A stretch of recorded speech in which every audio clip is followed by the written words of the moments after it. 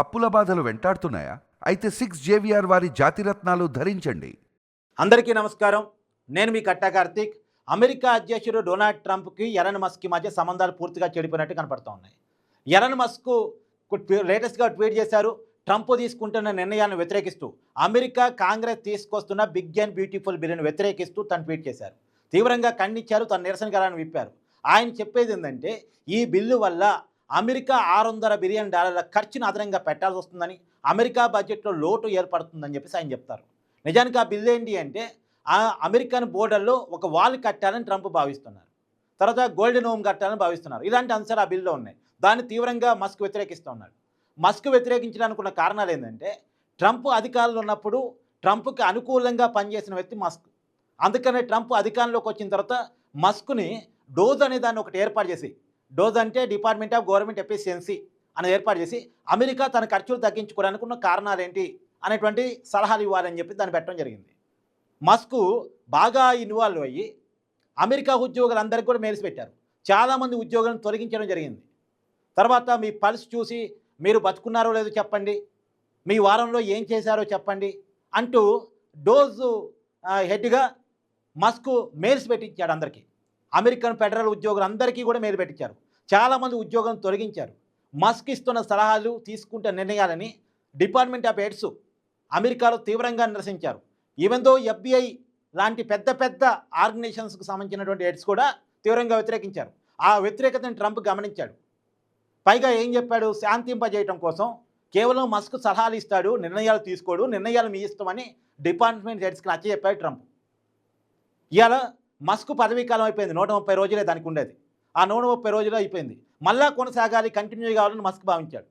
కానీ అమెరికా ఉద్యోగుల్లో వ్యతిరేకతను గమనించిన ట్రంప్ మస్క్ను కంటిన్యూ చేయాలి. అక్కడ వచ్చింది కోపం ఫస్ట్. తర్వాత మస్క్ వ్యాపారాలు పెద్ద ఎత్తున దెబ్బతిన్నాయి ట్రంప్ అధికారంలోకి వచ్చిన తర్వాత.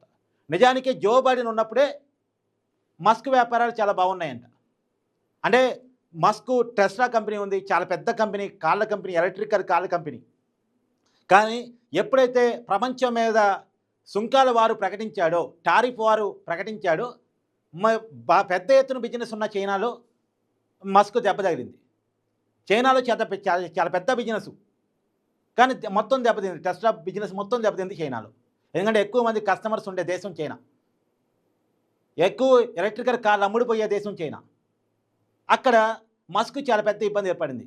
అంటే చైనాకి అమెరికాకి మధ్య ఏర్పడ్డ ప్రచ్ఛన్న వాణిజ్య యుద్ధం వల్ల మస్క్ చాలా నష్టపోయాడు. ఎందుకు? చైనా భావించింది ఈ ట్రంప్ నిర్ణయాల వెనుక మస్క్ ఉన్నాడు. నిజంగా వీళ్ళిద్దరి మధ్య అలానే కనపడింది. మస్క్ వేరు, ట్రంప్ వేరు అనిపించరా. అఫీషియల్ క్యాబినెట్ మీటింగ్స్లో కూడా మస్క్ కూర్చునేవాడు అధికారం లేకపోయినా. అంతగా వీళ్ళిద్దరూ కలిసిపోయి పనిచేశారు. కాబట్టి ట్రంప్ మీద ఉన్న కోపం అంతా కూడా మస్క్ మీద కూడా చూపించిన పరిస్థితి. ఉద్యోగుల్లో వ్యతిరేకత వచ్చింది అమెరికాలో, ప్రజల్లో వ్యతిరేకత వచ్చింది అమెరికాలో, బయట దేశాల్లో మస్క్ బిజినెస్ పడిపోయింది, అమెరికాలో కూడా పడిపోయింది. అమెరికాలో మస్క్ సంబంధించిన టెస్లా కాలం తగలబెట్టారు కొన్ని చోట్ల, నిర్వీర్యం చేశారు కొన్ని చోట్ల. స్పేస్ ఎక్స్ అని ఇంకో కంపెనీ కూడా ఉంది, ఇంకో బిజినెస్ సెంటర్ కూడా ఉంది మస్క్కి. అక్కడ కూడా నష్టాలు చూశాడు టారిఫ్ వారి ఫలితంగా. కాబట్టి ట్రంప్తో ఉంటే నన్ను లాభపడకపోగా నష్టపోతున్నాను గమనించాడు. పైగా తనకు అప్పచెప్పింది ఏంది? ప్రభుత్వ ఖర్చులు తగ్గించాలని. ప్రభుత్వ ఖర్చులు తగ్గించడం కోసం ప్రజల్లో ఉద్యోగుల్లో వ్యతిరేకత ఎదుర్కొంటే మళ్ళీ ఖర్చులు పెంచే పని ట్రంప్ చేస్తున్నాడు. ఏంది? బిగ్ అండ్ బ్యూటిఫుల్ బిల్ ద్వారా బోర్డర్లో ఖర్చును పెంచుకోవటం. వాళ్ళు అంటే ట్రంప్ వాదన ఏంది? బోర్డర్లో వాళ్ళు కట్టడం అనేది అమెరికా అంతర్గత భద్రతకు అవసరమైన విషయం, దేశ భద్రతకు సంబంధించిన విషయం, అది ఖర్చు పెట్టాల్సిందని ట్రంప్ అంటాడు. అది అవసరం లేదని మస్క్ అంటాడు. ఇలా ఒక్కొక్క విషయం మీద చాలా గ్యాప్స్ వచ్చాయి. పైగా ట్రంప్ వల్ల బిజినెస్ పరంగా నాకు నష్టం వస్తుంది అనేది మస్క్ వాదన.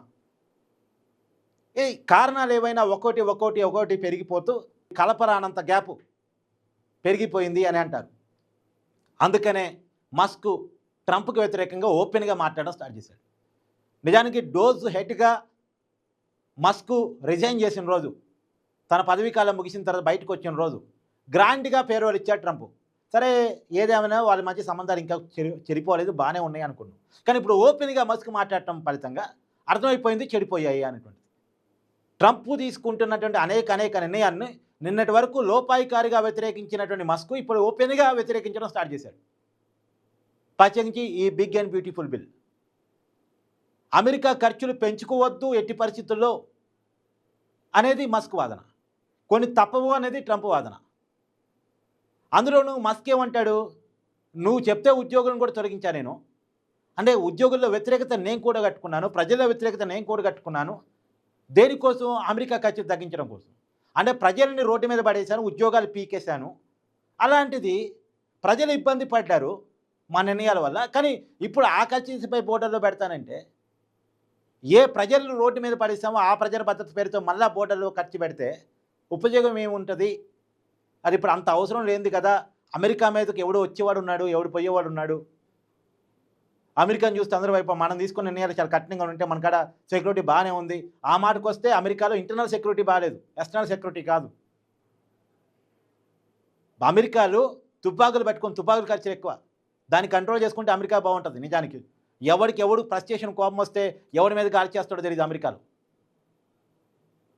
ఎవడో బయట వాళ్ళు వచ్చి అమెరికా మీద దాడి చేయడం కాదు, అమెరికా పౌరులే అమెరికన్స్ మీద, అమెరికాకు వెళ్ళిన ఇతర జాతీయుల మీద దాడి చేస్తూ ఉంటారు.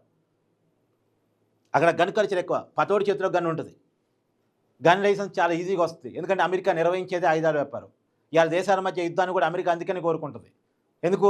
తన ఆయుధాలు అమ్ముడుపోవాలని. ఇప్పుడు దానికి భారత్ పాకిస్తాన్ మధ్య యుద్ధం వచ్చింది, పాకిస్తాన్కి 1000 కోట్లు IMF ద్వారా లోన్ ఇప్పించింది. ఎందుకు ఇప్పించింది? మళ్ళీ 1000 కోట్లు ఎక్కడికి పోవు, మళ్ళీ అమెరికాకే వస్తాయి, ఆయుధాల వ్యాపారం చేసుకుంటుంది. నీకు భారత్ నీ మీదకి వస్తేమో నా దగ్గర ఆయుధాలు కొనుక్కొని F-16 యుద్ధ విమానాన్ని అమ్మిద్ది. ఆ F-16 యుద్ధ విమానాన్ని మనం ధ్వంసం చేసాం, మన బ్రహ్మోస్ ద్వారా ధ్వంసం చేసాం అమెరికా యుద్ధ విమానాన్ని. అంటే అమెరికా పాకిస్తాన్కి ఆయుధాలు అమ్ముకోవడం కోసం లోన్లు ఇప్పిస్తుంది. లోన్ పాకిస్తాన్ తీర్చలేదు, అప్పుడు ఏం చేస్తాయి? పాకిస్తాన్లో ఉన్నటువంటి ఏదో ఒక సహజ వనరుని తన చేతిలో తీసుకుంటుంది. ఇప్పుడు ఉదాహరణకి ఉక్రెయిన్తో మినరల్ డీల్ కుదుర్చుకుంది అమెరికా. ఉక్రెయిన్తో మినరల్ డీల్ కుదుర్చుకుంది అంటే ఉక్రెయిన్లో మినరల్స్ అన్ని తన స్వాధీనంలో తీసుకుంది. ఎందుకు తీసుకుంది? ఉక్రెయిన్ ఎందుకు ఇచ్చింది అంటే ఉక్రెయిన్కి రష్యా మీద చేసే యుద్ధంలో ఆయుధాలని, ఆ సంపదని, సైన్యాన్ని అమెరికా సమకూర్చింది జో బైడెన్ అధికారం ఉన్నప్పుడు, జో బైడెన్ అమెరికా అధ్యక్షుడిగా ఉన్నప్పుడు. సరే అంత ఇచ్చాం కదా, నువ్వు మీ దగ్గర ఉన్న వనరులు నాకు ఇచ్చి నువ్వు అప్పు తీర్చలేని పరిస్థితిలో ఉన్నావు కదా అని మినరల్ డీల్ కుదుర్చుకుంది అమెరికా. అట్లుంటుంది అమెరికా వ్యాపారం. ప్రపంచంలో ఉన్నటువంటి సహజ వనరులన్నీ కూడా తన చేతిలోకి చిన్న చిన్నగా తీసుకుంటూ ఉంటుంది. దానికి వాళ్ళకి ఆయుధ సామాగ్రి చేస్తూ ఉంటుంది, వాళ్ళని ఇంకొకరి మీద రెచ్చగొడుతూ ఉంటుంది. వాళ్ళు రెచ్చిపోయి యుద్ధం చేస్తూ ఉంటే వాళ్ళకి ఆయుధాలు అమ్ముకొని వాళ్ళు అప్పు ఉండేటట్టు చూసుకొని తర్వాత అప్పు కింద వాళ్ళ దేశంలో ఉన్నటువంటి ఏదో సహజ వనరులను తన చేతిలో తీసుకోవాలని చూస్తూ ఉంటుంది. ఇవాళ ట్రంప్ మాట వినని ఏదన్నా ఉన్న దేశాలు ఉన్నాయంటే అది కొన్ని దేశాలు మాత్రం, రష్యా, భారత్, చైనా, ఇలాంటి కొన్ని దేశాలు మాత్రమే ట్రంప్ మాట వినని దేశాలు కొన్ని ఉన్నాయి.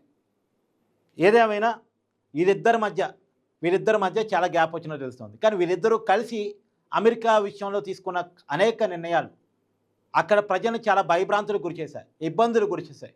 ఏ వ్యక్తులైతే ట్రంప్ అమెరికా అధ్యక్షుడిగా మారితే మాకు మంచి జరుగుతుందని కోరుకున్నారో వాళ్ళందరినీ రోడ్డు మీద పడేశాయి. వీళ్ళిద్దరినీ కలిపింది ఎస్టీమ్ జాతీయవాదం. ఇద్దరు అమెరికన్స్ కోసమే ఉండాలి, అమెరికాలో ఉద్యోగాలు అమెరికన్స్కి రావాలి అని నినాదాలు చేసిన వాళ్ళు. నిజానికి వీళ్ళిద్దరు ఐడియాలజీ వీళ్ళిద్దరిని కలిపింది. ఎక్స్ట్రీమ్ రైట్, ఎక్స్ట్రీమ్ నేషనలిస్ట్, వీళ్ళిద్దరూ కూడా ఇద్దరు మంచి జాతీయవాదులు, రైట్ వింగ్కి సంబంధించినటువంటి ఆలోచన ఉన్నటువంటి వ్యక్తులు. వీళ్ళిద్దరు అక్కడ కలిశారు, వీళ్ళిద్దరు భావాజాలం కలిగింది. కానీ నిర్ణయాల్లో మాత్రం పొరపక్షాలు మాత్రం ఇద్దరి మధ్య క్లియర్గా పడుతూ ఉన్నాయి. కానీ ట్రంప్ ఇప్పుడు మాత్రం తగ్గేటట్లేడు. మస్క్ వ్యతిరేకించినప్పటికీ కూడా బిగ్ అండ్ బ్యూటిఫుల్ బిల్ ఖచ్చితంగా తీసుకొచ్చేదని ట్రంప్ చెప్తా ఉన్నాడు. చూడాలి వీళ్ళిద్దరి మధ్య గ్యాప్ పెరిగి మరి అదే సోషల్ మీడియా అయితే ట్రంప్కి ప్రమోట్ చేసిందో అదే సోషల్ మీడియా ట్రంప్ను వ్యతిరేకిస్తూ ఏ రకంగా ఫైట్ చేసే అవకాశం. ఎందుకంటే సోషల్ మీడియాలో ప్రధానమైనటువంటి ఎక్స్ మస్క్ చేతుల్లో ఉంది కాబట్టి చూద్దాం ఏం జరగబోతుంది.